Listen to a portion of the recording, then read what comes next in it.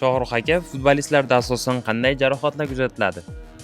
Futbolistlarda ko'pincha asosan oyoq panja suyaklari, tashqi to'piq va oyoq bo'g'im, tizza bo'g'imi sohalaridagi sinishlar ko'p kuzatiladi. Katta bol suyaklarida ko'p kuzatiladi deb men shaxsan hisoblayman. Statistikani men bilmayman. Lekin asosan shular sinadi. Chunki oyoq bilan ko'p yuriladi, ishlanadi. Qanchadan keyin o'yinga qaytsa bo'ladi?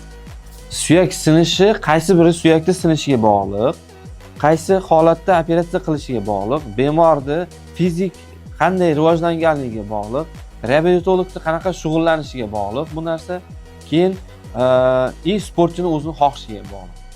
Qanchalik muddatda qaytishi. Bu konkretniy standarti yo'q.